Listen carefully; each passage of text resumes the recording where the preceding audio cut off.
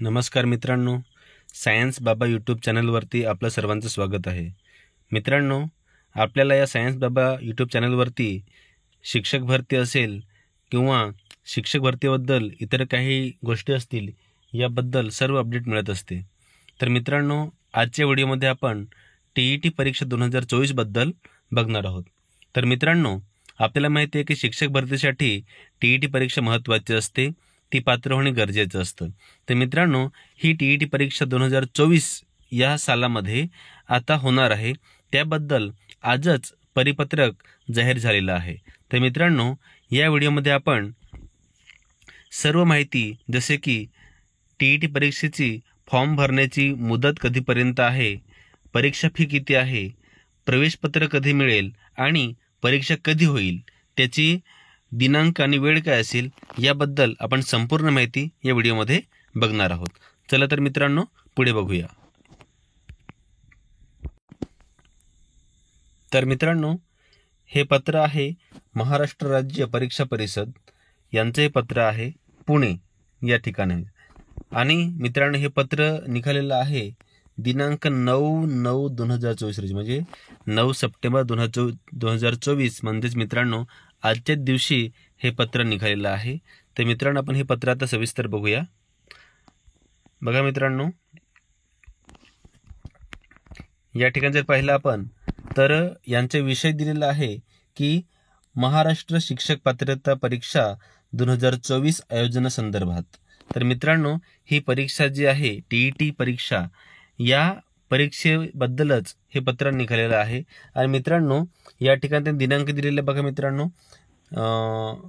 महाराष्ट्र शिक्षक पात्रता परीक्षा 2024चे आयोजन दिनांक 10 नोव्हेंबर 2024 रोजी करण्यात येत आहे. म्हणजे मित्रांनो, नोव्हेंबर महिन्यात 10 तारखेला ही परीक्षा होणार आहे. आणि मित्रांनो, आता आपण याच्या पत्राचं पुढचे पेज बघू आपण. बघा मित्रांनो,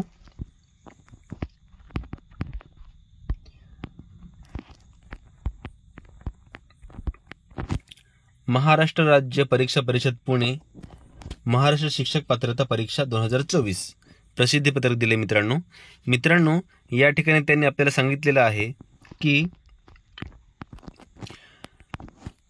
सदर परीक्षेची ऑनलाईन अर्ज भरण्याची प्रक्रिया दिनांक 9/9/2024 पासून सुरू होत असून दिनांक 30/9/2024 पर्यंत उमेदवारांना ऑनलाईन अर्ज भरता येतील. म्हणजे मित्रांनो, जर का संबंधित उमेदवारांना TET परीक्षेकरिता फॉर्म भरायचा असेल तर त्या उमेदवारांना 9 सप्टेंबर 2024 पासून ते 30 सप्टेंबर 2024 पर्यंत ऑनलाईन अर्ज भरता येतील.